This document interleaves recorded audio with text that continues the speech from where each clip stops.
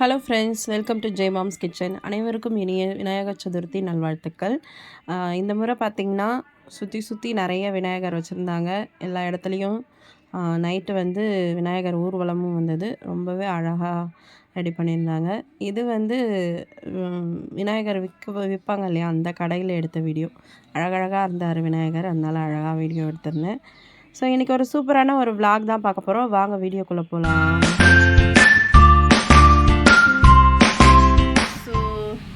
இங்கே வந்து பார்த்திங்கன்னா டைம் பாருங்கள், 9:10 ஆகுது.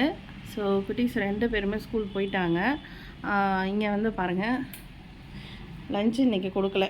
எல்லாருமே லேட்டாக இருந்தோம். அதனால் வெற்றி வந்து டீ மட்டும் குடிச்சிட்டு கிளம்பிட்டான். பாப்பா வந்து டிஃபன் மட்டும் சாப்பிட்டு கிளம்பிட்டான். வெளியே பார்த்திங்கன்னா மழை பெய்யுது. கிளைமேட்டு ரொம்ப டவுன் ஆயிடுச்சு. அப்படியே பெஞ்சிக்கிட்டே இருக்கு மழை.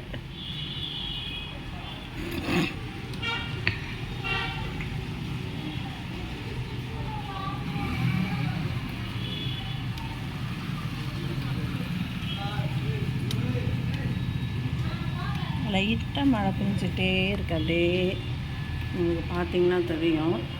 ஸோ வீட்டில் வந்து யாருமே இல்லை, எல்லாருமே கிளம்பிட்டாங்க. ஸோ கிளம்பின பிறகு வீடு இன்றைக்கி இப்படி தான் இருக்குது. ஸோ நம்ம இந்த டீ பாத்திரத்தை டீ கப் எடுத்துகிட்டு போய் வாஷ் பண்ண போட்டுடலாம். ஸோ கிச்சன் எப்படி இருக்குது பார்க்கலாம். எனக்கு லஞ்சு கொடுக்கல, இனிமேல் தான் லஞ்சு செய்யணும். நம்ம கிச்சனில் ஆனால் ஒரு சின்ன டிஃப்ரென்சியேஷன் பண்ணியிருக்கோம். ஸோ அது என்னென்னு பார்த்துடலாம். ஸோ நம்ம கிச்சன் வந்து இன்றைக்கி இப்படி தான் இருக்குது. நான் இன்னும் வந்து கிளியர் பண்ணலை. வெறும் நேற்று ஈவினிங் வந்து பெருக்கினேன். இன்றைக்கி மார்னிங்லேருந்து பெருக்கலை.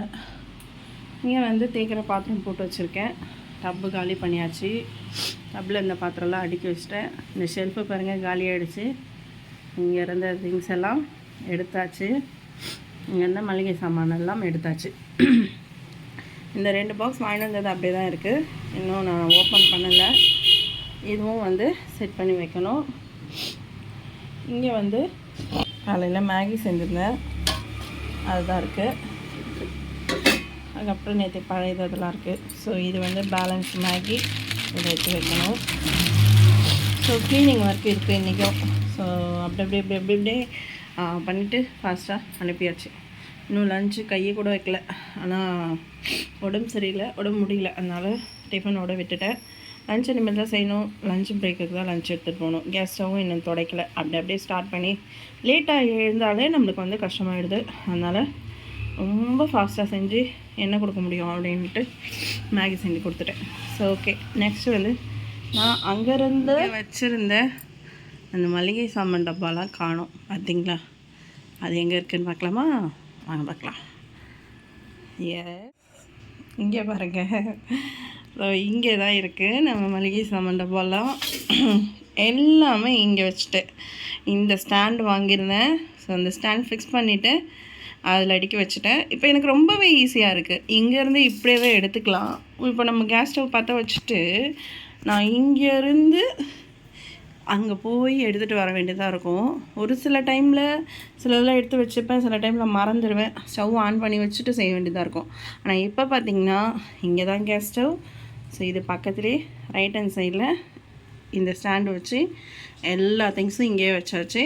இப்போ எனக்கு ரொம்ப வாட்டமாக நம்ம சமைச்சிட்ருக்கும்போது கை வாட்டத்துக்கு ரைட் சைடில் வச்சுட்டோம் அப்படின்னா எடுத்து போடுறதுக்கு ஈஸியாக இருக்கும். இது ஒரு டிப்ஸு நம்மளுக்கு கை வாட்டமாக இருக்கிறது. இன்னும் ஒரு பெரிய டிப்ஸ் என்னென்னா, இது நான் ஏன் இந்த பக்கம் வச்சுருக்கேன் அப்படின்னு நிறைய பேருக்கு யோசனை வரும். ஏன்னா இங்கே தான் ஸ்பேஸ் நிறையா இருக்குது, நீங்கள் ஏன் இங்கே வந்து கஷ்டப்பட்டு வச்சுருக்கீங்க அப்படின்னு நினைப்பீங்க. பட் அதுக்கு இன்னொரு இது இருக்குது, ரீசன் இருக்குது. என்ன ரீசன் பார்த்திங்கன்னா, நம்ம இங்கே தான் சமைக்கிறோம், இந்த சைடு தான் சமைக்கிறோம். இந்த பக்கமாக ஜன்னல் இருக்குது, இங்கே தான் நம்ம வந்து ஃபேன் ஃபிக்ஸ் பண்ணி வச்சுருக்கோம். ஸோ இந்த ஃபேன் போட்டோம் அப்படின்னா நம்ம இங்கே சமைக்கிறது எல்லாம் இங்கே தான் போகும். அதனால் எனக்கு இந்த 2 ஸ்டாண்டு பார்த்திங்கன்னா எப்பயுமே எண்ணெய் கரை பட்டுகிட்டே இருக்கும். இந்த மேலே செவுரு பாருங்கள், இந்த செவுரு பாருங்கள், ஃபுல்லாக வந்து இது இந்த ரேஞ்சுக்கு இருந்தது. ஃபுல்லாக எண்ணெய் கரைப்பட்டிருந்தது. ஃபுல்லாக தேய்ச்சி கழுவி க்ளீன் பண்ணியிருக்கோம். ஸோ ஃபுல்லாக வந்து நம்மளுக்கு இந்த வால் இல்லாமல் மேலே இருக்க வால் இங்கே இந்த ஜன்னல் பாருங்கள். நானும் ஜன்னல் க்ளீன் பண்ணல. ஃபேன் பாருங்கள், புது ஃபேன் தான், ஆனால் எப்படி ஆயிடுச்சு. ஸோ ஆயில் கரை வந்து க்ரீஸ் மாதிரி அப்படியே ஒட்டிக்கும் நம்மளுக்கு. அந்த அளவுக்கு ஃபோர்ஸாக இழுக்கும். ஸோ வந்து அதனால் நான் என்ன பண்ணேன்னா, இந்த கார்னர் ஆக்சுவலி பொருத்தமாக உட்காரும், ஃப்ரீயாகவும் இருக்கும். ஆனால் இங்கே வச்சுட்டேன் அப்படின்னா இங்கே சமைக்கும்போது அந்த எண்ணெய் கரெல்லாம் அங்கே படுறதுக்கு நிறைய வாய்ப்பு இருக்குது. அதே எந்த பக்கம் இருந்ததுன்னா எந்த வித டிஸ்டர்பன்ஸும் இல்லாமல் இருக்கும். இதே மாதிரி இருக்கிறதுக்கு ஒரு 80% வாய்ப்பு இருக்குது. 20% கண்டிப்பாக வந்து கிச்சன்னாலே நம்மளுக்கு ஆயில் கரை பட தான் செய்யும். அது எந்த சைடு இருந்தாலும் அந்த காற்று பட தான் செய்யும். ஸோ அதனால தான் நான் வந்து இந்த சைடு டிஸ்டர்பன்ஸ் இல்லாமல் ஆயில் கரைப்படாமல் ஒரு ஃப்ரெஷ்னஸாக இருக்குன்றதுக்காக இந்த சைடு வச்சுருக்கேன். அது மட்டும் இல்லை, எனக்கு வந்து கை வாட்டமாக இருக்கிறதுக்காகவும் இந்த பக்கம் வச்சுருக்கேன். இந்த ஸ்டாண்ட் ரொம்பவே யூஸ்ஃபுல்லாக இருக்குது. அண்ட் வந்து நான் இங்கே கீழே மேலேன்னு 2 ரேக்காக ஸ்ப்ளிட் பண்ணி வச்சுருந்தேன். அது எல்லாமே இந்த ஒரே ரேக்கில் அடுக்கிட்டேன். கீழே பாருங்கள், இது பெரிய பாக்ஸு, ஒரு ஜாடி வச்சுருக்கேன். மேலே வந்து 4 பெரிய பாக்ஸு, 2 சின்ன டப்பா. ஆக்சுவலாக வந்து 6மே வந்து 6ல் வந்து 5 பெரிய டப்பாவும் ஒரு சின்ன டப்பாவும் வைக்கலாம். எனக்கு கை வாட்டத்துக்கு எது எப்படி எடுக்கணும் அதுக்கேற்ற மாதிரி நான் வச்சுருக்கேன். மேலே பார்த்திங்கன்னா குட்டி டப்பா 6மே அடுக்கிட்டு சைடில் 2 பெரிய டப்பா வச்சுருக்கேன். கார்னரில் கொஞ்சம் கேப் இருந்ததுனால ஒரு சின்ன பாக்ஸ் வச்சுருக்கேன். ஸோ இப்படி தான் வந்து என்னோடய ரேக்கை அடுக்கி வச்சுருக்கேன். இப்போ எனக்கு வந்து இவ்வளோ ஸ்பேஸ் விட்டுட்டேன். ஸோ இங்கே வந்து நான் எதாவது வைக்கிறதா இருந்தால் கூட யூஸ் பண்ணிக்கலாம். இல்லைன்னா எடுக்கக்குள்ள வாட்டமாக இருக்கும்ன்றதுக்காக இந்த ஸ்பேஸ் கொடுத்துருக்கேன். ஸோ கேஸ் ஸ்டவ்வுக்கும் இந்த ஸ்டாண்டுக்கும் பக்கத்தில் இவ்வளோ ஸ்பேஸ் இருக்குது. ஸோ இதுதான் என்னோடய புது கிராசரி ஸ்டாண்டு.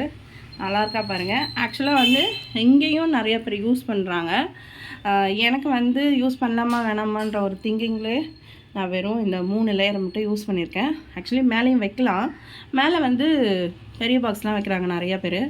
எனக்கு வந்து இது வுட்டு தான் இருந்தாலும் நம்ம ரொம்ப வெயிட் ஏற்றணும் அப்படின்னா இறங்கிறதுக்கு அமுங்கிறதுக்கு இல்லை வந்து ஒரு மாதிரி முறிஞ்ச மாதிரி ஆகும்ல, அந்த மாதிரி ஆகிறதுக்கும் சான்சஸ் இருக்குது. அது மாதிரி வேண்டான்றதுனால நான் நீட்டாக அப்படியே ஆர்கனைஸ் பண்ணியிருக்கேன். உங்களுக்கு இந்த வீடியோ பிடிச்சிருக்கோன்னு நினைக்கிறேன். இந்த வீடியோ பிடிச்சிருக்கு அப்படின்னா மறக்காமல் லைக் பண்ணுங்கள், ஷேர் பண்ணுங்கள், கமெண்ட் பண்ணுங்கள், சப்ஸ்கிரைப் பண்ணுங்கள். இதில் என்னென்ன இருக்குன்றது இன்னொரு வீடியோவில் நான் உங்களுக்கு காமிக்கிறேன்.